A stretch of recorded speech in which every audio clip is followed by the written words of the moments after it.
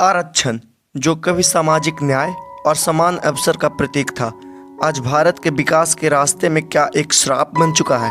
जब देश आज़ाद हुआ था तब समाज में गहरी असमानता थी। डॉक्टर अंबेडकर ने संविधान में आरक्षण का प्रावधान इसलिए रखा था ताकि सदियों से दबे कुचले वर्गों को बराबरी का मौका मिल सके। यह एक अस्थायी उपाय था ताकि आने वाली पीढ़ियां बिना भेदभाव के आगे बढ़ सके और एक समान समाज का निर्माण हो सके।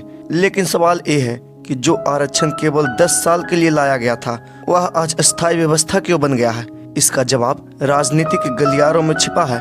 जहां हर सरकार ने इसे वोट बैंक की राजनीति में बदल दिया, आज आरक्षण सामाजिक न्याय से ज्यादा राजनीतिक रणनीति बन चुका है।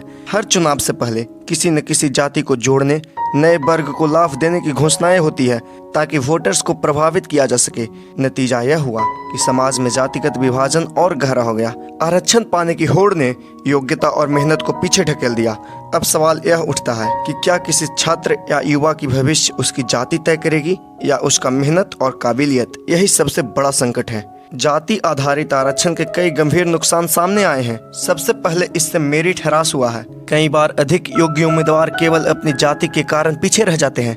दूसरा, इससे प्रभावशाली युवाओं में निराशा बढ़ जाती है, जो फिर देश छोड़कर विदेशों में अवसर तलाशने लगते हैं, जिसे हम ब्रेन ड्रेन कहते हैं। तीसरा, आरक्षण ने समाज को जोड़ने के बजाय और बांट दिया है। चौथा, आरक्षण ने आर्थिक असमानता की अनदेखी की है। आज कई अमीर परिवार भी अपनी जाति के आधार पर इसका लाभ उठा रहे हैं, जबकि असली गरीब तबका, चाहे वह किसी भी जाति का हो, पीछे रह गया है। और सबसे बड़ी बात, यह चयन योग्यता के बजाय कोटे पर होता है, तो सरकारी संस्थानों और नौकरियों पर भी इसका असर पड़ता है। राजनीतिक दलों ने आरक्षण को एक हथियार बना लिया है। वो इसे सामाजिक न्याय के नाम पर इस्तेमाल करते हैं, लेकिन असल में यह वोट की सौदेबाजी की साधन बन चुका है। जो व्यवस्था कभी समाज को बराबरी देने के लिए थी, वही अब समाज में नए नए विभाजन पैदा कर रही है।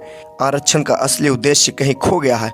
अब यह सुधार का नहीं, बल्कि सत्ता पाने का उपकरण बन गया है। तो अब सवाल है, समाधान क्या है? क्या आरक्षण पूरी तरह हटा देना चाहिए? नहीं, ऐसा बिल्कुल नहीं। लेकिन जरूरत है इसे जातियों की बजाय आर्थिक आधार पर लाने की, क्योंकि गरीबी किसी जाति को नहीं देखती। अगर किसी के पास साधन नहीं हो तो उसे मदद मिलनी ही चाहिए, चाहे वह किसी भी वर्ग या धर्म से आते हों।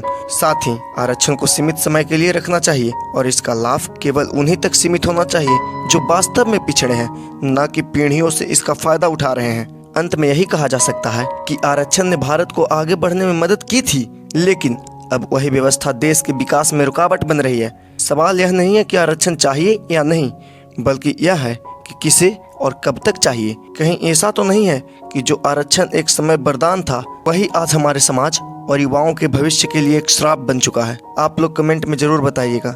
जय हिंद, जय भारत।